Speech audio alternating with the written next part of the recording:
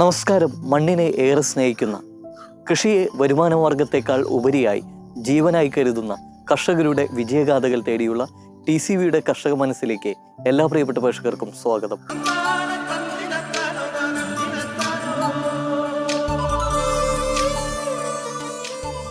ഇന്നത്തെ കർഷക മനസ്സിലൂടെ ഞങ്ങൾ പരിചയപ്പെടുത്തുന്നത് കൃഷിയിലെ ഒരു പെൺകരുത്തിനെയാണ്. ചാഴൂർ പഞ്ചായത്തിലെ അയ്യപ്പത്ത് ലതാ വിജയ് എന്ന വീട്ടമ്മയാണ് കൃഷിയിൽ പുതുപാഠങ്ങളും വിജയഗാഥകളും രചിക്കുന്നത്. തരിശുഭൂമിയിൽ പൊന്നു വിളയിച്ചായിരുന്നു ഇവരുടെ തുടക്കം.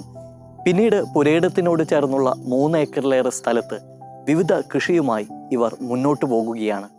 പ്രളയാനന്തരം ഏറെ നാശനഷ്ടമുണ്ടാക്കിയ ഒരു പ്രദേശം കൂടിയാണ് ചാഴൂർ പഞ്ചായത്ത്. ഇന്ന് ഈ വീട്ടമ്മ സ്വന്തം പുരയിടത്തിലെ കൃഷിയിടത്തിൽ വീണ്ടും കൃഷിയുമായി മുന്നോട്ട് പോകുകയാണ്. ഒപ്പം വീണ്ടെടുപ്പിനുള്ള ശ്രമത്തിലുമാണ് ഈ വീട്ടമ്മ.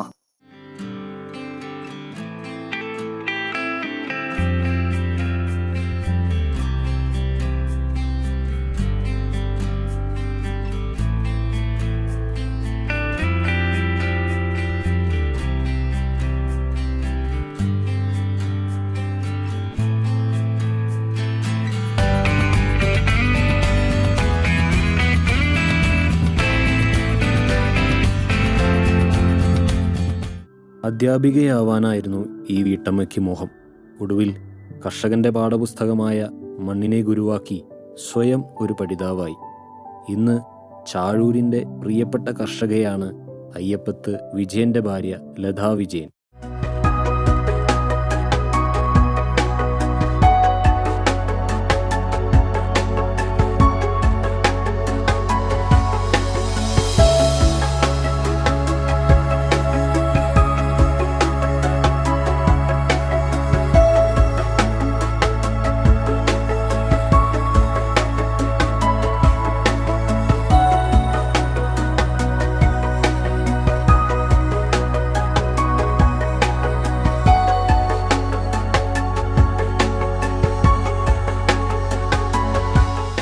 കൃഷിയിൽ വിജയഗാഥ രചിക്കുന്ന പെൺകരുത്തുകൾ വളരെ വിരളമായിരിക്കും. എന്നാൽ ഈ വീട്ടമ്മ അതിൽ നിന്നെല്ലാം വ്യത്യസ്തമാണ്.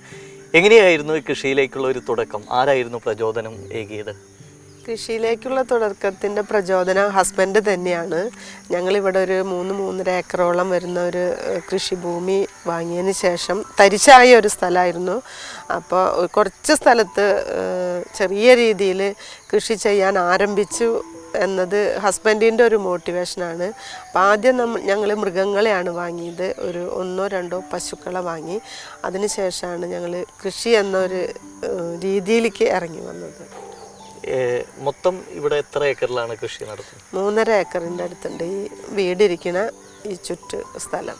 അപ്പോൾ ജൈവ കൃഷിയാണല്ലോ തീർച്ചയായിട്ടും. 15 ഇവിടെ ഏതൊക്കെ കൃഷികളുണ്ട്? 15 വർഷമായിട്ട് ജൈവകൃഷിയാണ്. 3 നാടൻ പശുക്കളും 2 എരുമയുണ്ട്. ഇവിടെ ഇൻ്റഗ്രേറ്റഡ് ഫാം എന്നുള്ള രീതിയിലാണ് ഇതൊരു ഞാൻ കൊണ്ടുപോണത്. മെഡിസിനൽ പ്ലാന്റ്സ് തൊട്ട് ഫോറസ്റ്റ് ട്രീസ്, അതുപോലെ vegetable seedlings, vegetables, fruit plants, പശുക്കൾ, കോഴി, താറാവ്, എമു, അങ്ങനെ എല്ലാവിധ മീൻ, അങ്ങനെ എല്ലാം കൂടിയിട്ടുള്ളൊരു ഇൻ്റഗ്രേറ്റഡ് ഫാമാണ്.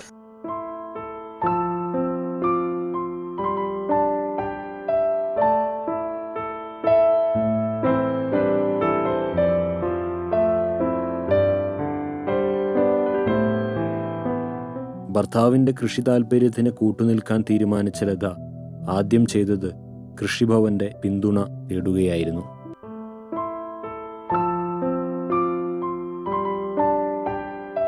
കൃഷി ചെയ്യാൻ വേണ്ടിയാണോ ഈ സ്ഥലം പ്രത്യേകം വാങ്ങിയത്? കൃഷിയോടുള്ള ഒരു താല്പര്യം ഉള്ളത് കൊണ്ടാണ് ഇങ്ങനൊരു സ്ഥലം തിരഞ്ഞെടുത്തത്. അതിനു മുന്നേ ഞങ്ങൾ ടൗണിൽ കുറച്ച് സ്ഥലം വാങ്ങിയതായിരുന്നു. പക്ഷേ അവിടെ വിസ്തൃതി പോരാന്ന് പറഞ്ഞിട്ടാണ് ചേട്ടൻ ഇങ്ങോട്ട് താമസം തന്നെ മാറ്റിയത്.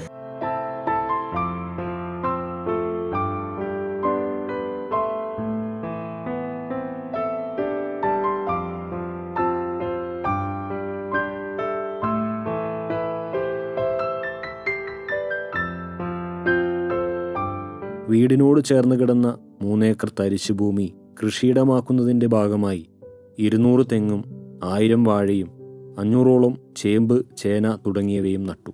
ഒപ്പം മാവും പ്ലാവും മുരിങ്ങയ്ക്കയുമെല്ലാം മണ്ണിൽ വിത്തുപാകിയതിനൊപ്പം 3 പശുക്കളെയും വാങ്ങി.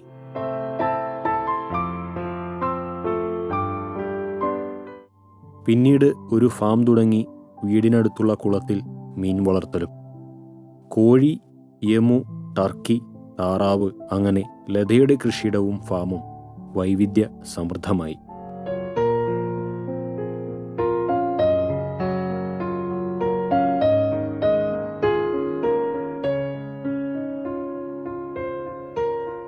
എല്ലാം അടുത്തറിയാനും പരിചയപ്പെടാനും അതുപോലെ എങ്ങനെ അവർ തമ്മിൽ മിങ്കിളായിട്ട് ഒരു കൃഷിരീതി കൊണ്ടുപോകാനും എല്ലാ കൃഷിരീതികളും എനിക്ക് മനസ്സിലാക്കാനും മറ്റുള്ളവർക്ക് കാണാനുള്ളൊരാഗ്രഹം കൊണ്ടാണ് വെജിറ്റബിൾ സീഡ്ലിങ്സ് ഗവൺമെൻറ് അപ്രൂവ്ഡ് ഒരു നഴ്സറി തൊട്ട് പോളി ഹൗസ് ഉള്ളത് കൊണ്ട് പ്രൊഡക്ഷനുണ്ട്.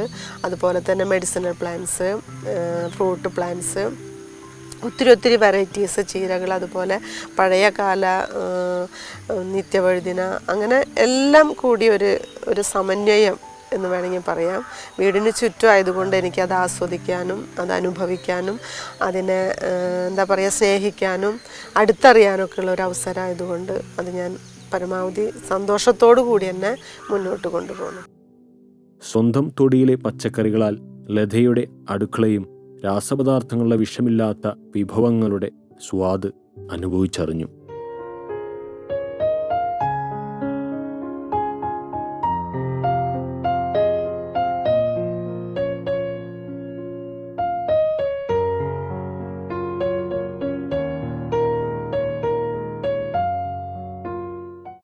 പാഷൻ ഫ്രൂട്ടും ചെറിയും പപ്പായയും ചാമ്പയും വർണ്ണക്കാഴ്ചകൾ ഒരുക്കുമ്പോൾ തരിശുഭൂമി അക്ഷരാർത്ഥത്തിൽ ജൈവ സങ്കേതമായി മാറുകയായിരുന്നു.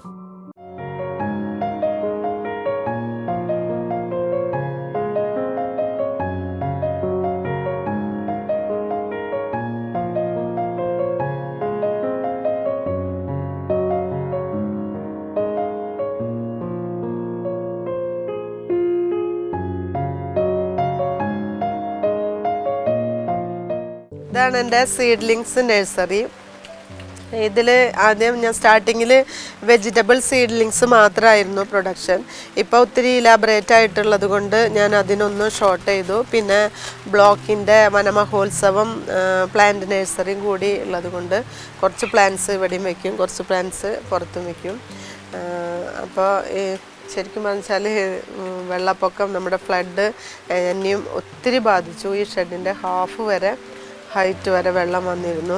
ഒത്തിരി എല്ലാ തൈകളും ഫുള്ളായിട്ട് ഒരു 30,000 എബവ് തൈകളുണ്ടായിരുന്നു, എല്ലാം നശിച്ചു. അതിന് ശേഷം ഞാൻ പിന്നെ റീപ്ലാന്റ് ചെയ്ത് കൊണ്ടുവരുന്നതാണിത്.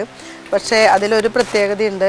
കമണ്ടലു മരത്തിൻ്റെ തൈകൾ ഒരു ഇല പോലും നഷ്ടപ്പെടാതെ അതേപോലെ സ്റ്റാമിനയായിട്ട് നിൽക്കുന്നുണ്ട്. ബാക്കിയുള്ളതൊക്കെ ഇങ്ങനെ കുറേശ്ശെ നിങ്ങൾക്ക് കാണാം. ഇതാണ് നമ്മുടെ കമണ്ടലു എന്ന് പറഞ്ഞ മുനിമാർ വെള്ളമെടുക്കാനായിട്ട് ഉപയോഗിച്ചിരുന്ന പാത്രം. അതുണ്ടാക്കുന്ന കായ ഉണ്ടാവുന്നത് നമ്മൾ ഒരു എന്താ പറയുക ഒരു പ്രത്യേക തരം വൃക്ഷമായിട്ട് അമ്പലങ്ങളിലൊക്കെ ഇപ്പോഴും അതിനെ പരിപാലിച്ച് വരുന്നുണ്ട്. അപ്പോൾ പ്രതിഷ്ഠയ്ക്കാണ് എല്ലാവരും ഇത്, പ്രതിഷ്ഠയോടനുബന്ധിച്ചാണ് ഇത് കൂടുതൽ ഉപയോഗിച്ച് വരുന്നത്.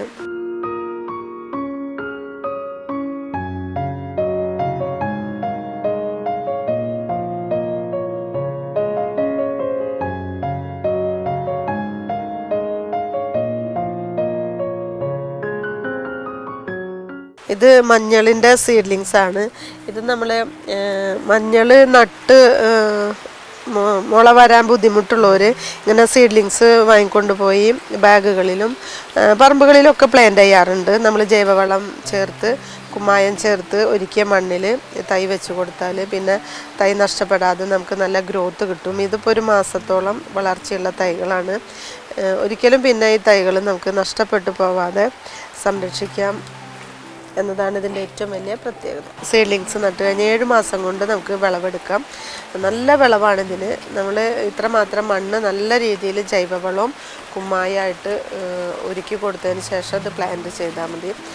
അപ്പോൾ ആദ്യം നമ്മൾ മഞ്ഞൾ വിത്തിടുമ്പോൾ ഒരു പരിധി വരെ ഒരു 70% വരെ നഷ്ടപ്പെടാറുണ്ട്. പക്ഷേ തൈ നട്ട് കഴിഞ്ഞാൽ ഒരിക്കലും നമുക്ക് ഒരു തൈ പോലും നഷ്ടപ്പെടാതെ നല്ല രീതിയിൽ വിളവെടുക്കാൻ കഴിയും.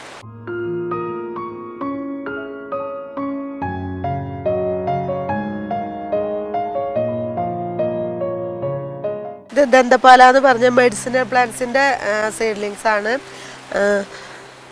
ഇത് മെയിനായിട്ട് സോറിയാസിസ്, അതുപോലെ മുടി നല്ല രീതിയിൽ വളരാനൊക്കെ നമ്മൾ ഇതിൻ്റെ ഇല പറിച്ചെടുത്തിട്ട് 7 ദിവസം വെയിലത്ത് വെക്കുക. പകൽ വെയിലത്ത് വെക്കുക, വൈകിട്ട് നമ്മളെടുത്ത് ഉള്ളിലോട്ട് വെക്കുക.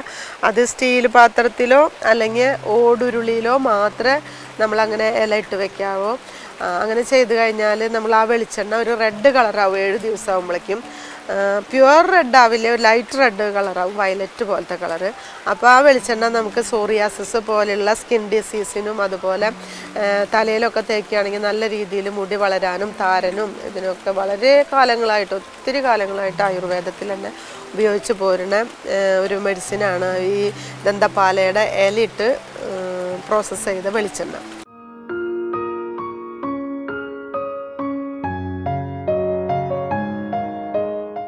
അത് പ്ലാശാണ്, ഒത്തിരി ഔഷധക്കൂട്ടുകളിൽ ഉപയോഗിക്കും. അതുപോലെ തന്നെ ഇതിൻ്റെ എല്ലാ പൂജകൾക്കും മറ്റും ഉപയോഗിക്കുന്നതാണ്. ഇത് കാട്ടിലെ ഫയർ എന്നാ പറയുക. ഇതിൻ്റെ പൂവ് ഭയങ്കര റെഡ്, ഭയങ്കര ബ്യൂട്ടിയാണ് കാണാൻ. ഔഷധ വൃക്ഷമായിട്ട് തന്നെയാണ് അതിനെ എല്ലാവരും ഉപയോഗപ്പെടുത്തുന്നത്.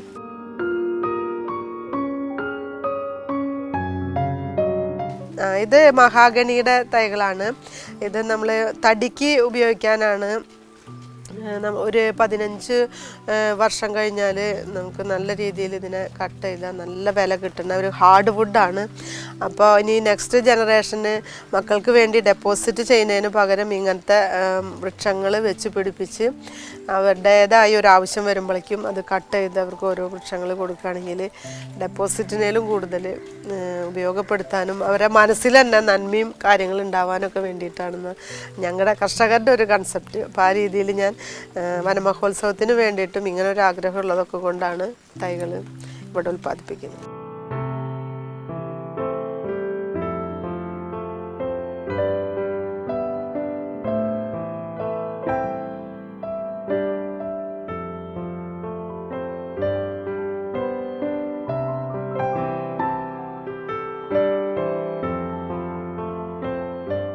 ഇത് DVDV എന്ന് പറഞ്ഞ ഒരു തണൽ വൃക്ഷമാണ്. ഇത് വളരെ സ്ലോവിൽ വലുതാവുന്ന ഒരു വൃക്ഷമാണ്. നമ്മൾ ഏത് ഡയറക്ഷനിൽ ഇതിനെ ഒന്നിങ്ങനെ വെട്ടി ഒതുക്കി നിർത്തി കഴിഞ്ഞാൽ നല്ല തണൽ വൃക്ഷമായിട്ട് നമുക്ക് എവിടെ വേണമെങ്കിലും നട്ടുപിടിപ്പിക്കാം. അപ്പോൾ നമ്മളിതിനെ കൂടുതൽ ഓക്സിജൻ കണ്ടൻറ്റ് നമുക്ക് കിട്ടാൻ വേണ്ടിയിട്ടും നമുക്ക് ഒരു ഷെയ്ഡായിട്ട് നമുക്കൊരു പാർക്ക് പോലെ അല്ലെങ്കിൽ ഒരു നല്ലൊരു അറ്റ്മോസ്ഫിയർ ക്രിയേറ്റ് ചെയ്യാൻ വേണ്ടിയിട്ട്, അല്ലെങ്കിൽ ബസ് സ്റ്റോപ്പുകളിൽ അതുപോലെ ഒത്തിരി നല്ല സ്ഥലങ്ങളിൽ ഇത് പ്ലാന്റ് ചെയ്ത് കഴിഞ്ഞാൽ നല്ല ബ്യൂട്ടി ആയിട്ട് നിൽക്കുന്ന ഒരു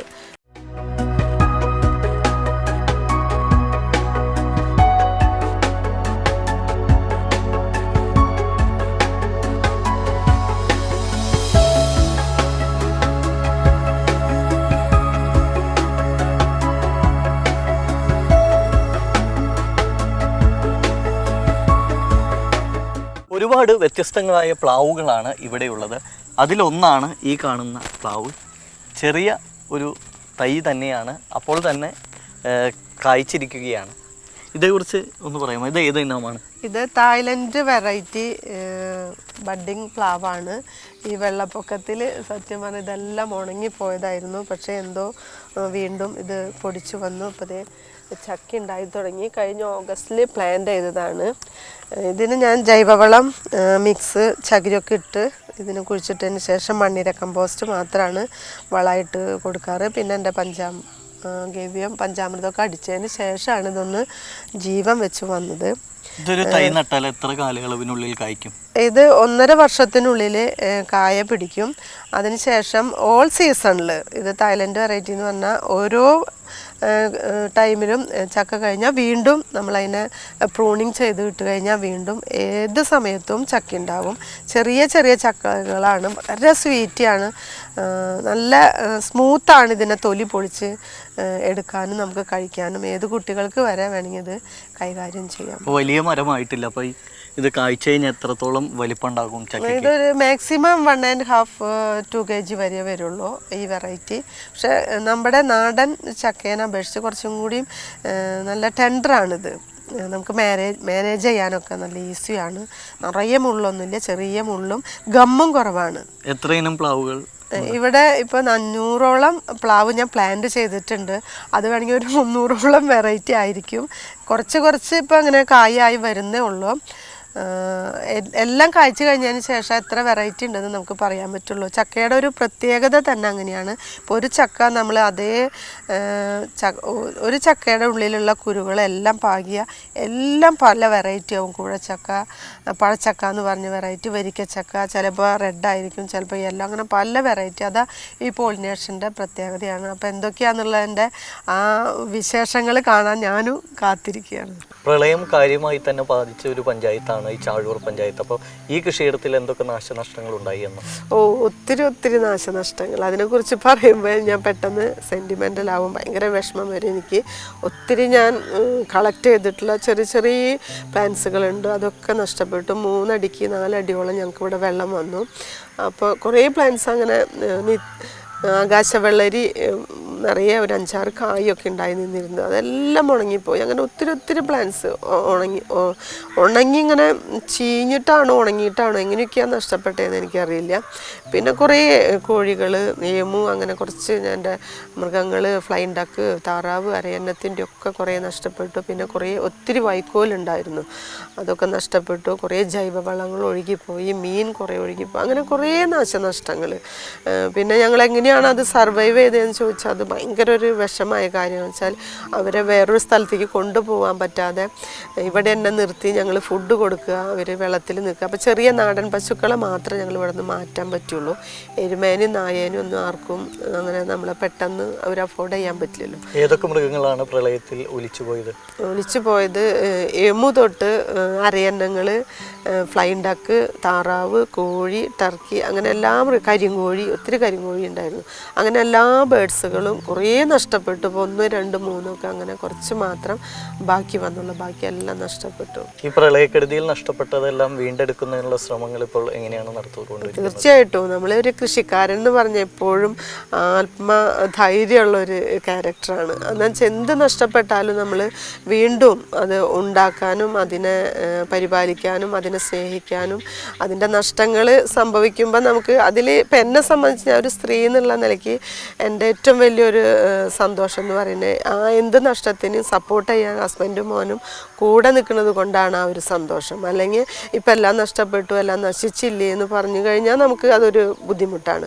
അപ്പം 100% എന്നെ സപ്പോർട്ട് ചെയ്യാനും ഹസ്ബൻഡും മോനും കൂടെ ഉള്ളത് കൊണ്ട് എനിക്ക് വിഷമം തോന്നാത്ത രീതിയിൽ ഞാൻ അതിനെ ഇന്നോവേറ്റ് ചെയ്തിട്ട് കൊണ്ടുവരാനുള്ള തീവ്ര പരിശ്രമത്തിലാണ്. ഇപ്പോൾ കുറേശ്ശെ അതിനെ ഡെവലപ്പ് ചെയ്ത്, കൃഷി എന്ന് പറഞ്ഞാൽ അറിയാലോ, ഒത്തിരി സമയം എടുത്തിട്ടാണ് നമുക്കൊരു കൃഷിയുടെ ഒരു സ്ഥലം അല്ലെങ്കിൽ ഒരു കൃഷി ഉണ്ടാക്കിയെടുക്കാൻ പറ്റുള്ളൂ.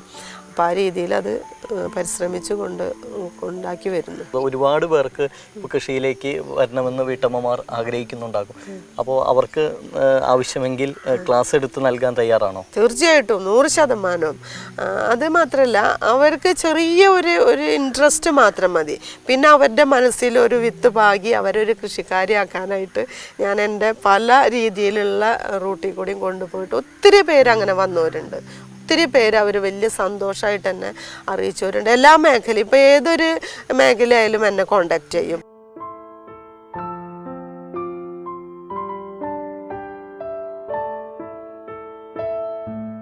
പിന്നീട് ഒരു ഫാം തുടങ്ങി വീടിനടുത്തുള്ള കുളത്തിൽ മീൻ വളർത്തലും. കോഴി, യമു, ടർക്കി, താറാവ്, അങ്ങനെ ലതയുടെ കൃഷിയിടവും ഫാമും വൈവിധ്യ സമൃദ്ധമായി. ഇത് ഹൈബ്രിഡ് ഗപ്പീസാണ്. അതിൻ്റെ പേര് മജന്ത റെഡ് എന്ന് പറഞ്ഞൊരു വെറൈറ്റിയാണ്. അതിൻ്റെ മദർ മീനുകൾ അവിടെ വേറെ 2 ടാങ്കിൽ ഇട്ടിട്ടുണ്ട്. അതിൻ്റെ കുഞ്ഞുങ്ങൾ ബ്രീഡ് ചെയ്തതിന് ശേഷം കുഞ്ഞുങ്ങളെ ഇട്ട് വളർത്തുന്ന ഒരു ടാങ്കാണിത്. ഇത് പെയർ 150 ആണ് ഇതിൻ്റെ റേറ്റ്. ഞങ്ങളിവിടെ ഒരു ലോക്കൽ ഗ്രാമമായതുകൊണ്ട് 100 രൂപയ്ക്ക് ഞാൻ കുട്ടികൾ ഒത്തിരി വരാറുണ്ട് വാങ്ങാൻ. അപ്പോൾ അവർക്ക് അങ്ങനെ സെയിൽ ചെയ്യാറുണ്ട്.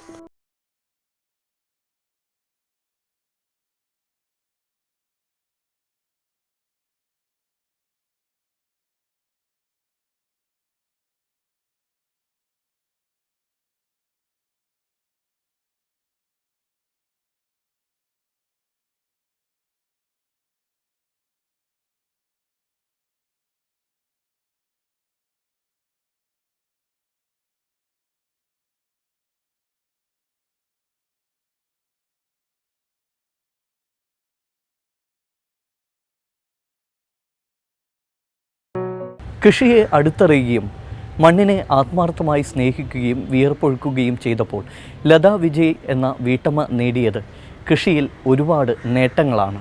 ഇവരുടെ കൃഷി അറിവുകളും ഈ കൃഷിയിടത്തിലെ കാഴ്ചകളും ഒരു അധ്യായത്തിൽ തീരുന്നതല്ല. അടുത്ത അധ്യായത്തിൽ ഇവരുടെ വിശേഷങ്ങളുമായി നമ്മൾക്ക് വീണ്ടും കണ്ടുമുട്ടാം. നന്ദി, നമസ്കാരം.